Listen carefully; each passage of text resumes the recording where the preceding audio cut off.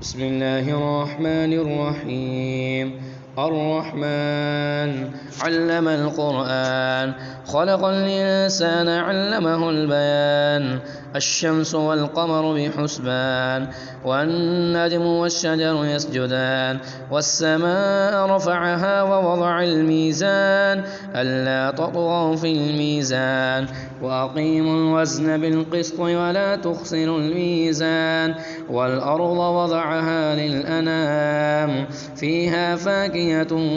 والنخل ذات الأكمام والحب ذو العصف والريحان فبأي آلاء ربكما تكذبان خلق الإنسان من صلصال كالفخار وخلق الجن من مارج من نار فبأي آلاء ربكما تكذبان رب المشرقين ورب المغربين فبأي آلاء ربكما تكذبان مرج البحرين يلتقيان بينهما برزخ لا يبغيان فبأي آلاء ربكما تكذبان يخرج منهما اللؤلؤ والمرجان فبأي آلاء ربكما تكذبان وله الجوار المنشآت في البحر كالأعلام فبأي آلاء ربكما تكذبان كل من عليها فان ويبقى وجه ربك ذو الجلال والإكرام فبأي آلاء ربكما تكذبان يسأله من في السماوات والأرض كل يوم هو في شأن فبأي آلاء ربكما تكذبان سنفرغ لكم أيها الثقلان فبأي آلاء ربكما تكذبان يا معشر الجن والإنس إن استطعتم أن تنفذوا من أقطار السماوات والأرض فانفذوا لا تنفذون إلا بسلطان فبأي آلاء ربكما تكذبان يرسل عليكما شواظ من نار ونحاس فلا تنتصران فبأي آلاء ربكما تكذبان فإذا انشقت السماء فكانت وردة كالدهان فبأي آلاء ربكما تكذبان فيومئذ لا يسأل عن ذنبه إنس ولا جان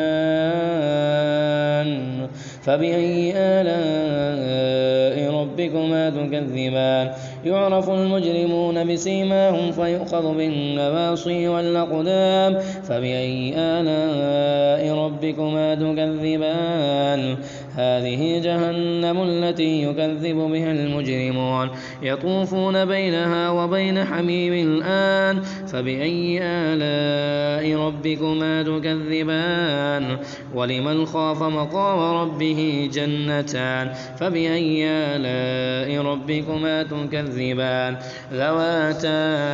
أفنان فبأي آلاء ربكما تكذبان فيهما عينان تجريان فبأي آلاء ربكما تكذبان فيهما من كل فاكهة زوجان فبأي آلاء ربكما تكذبان متكئين على فرش بطائنها من استبرق وجنى الجنتين دان فبأي آلاء ربكما تكذبان فيهن قاصرات الطرف لم يطمثهن إنس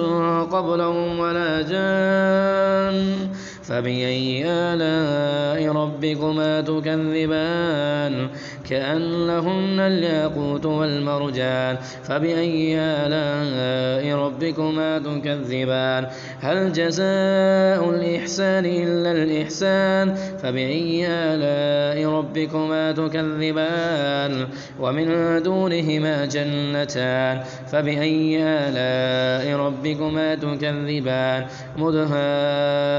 مدهامتان فبأي آلاء ربكما تكذبان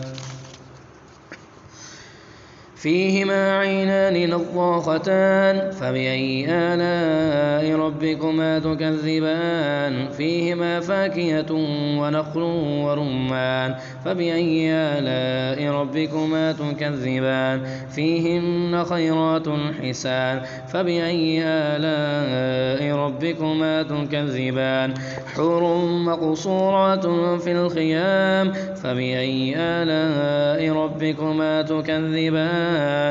لم يطمثهن إنس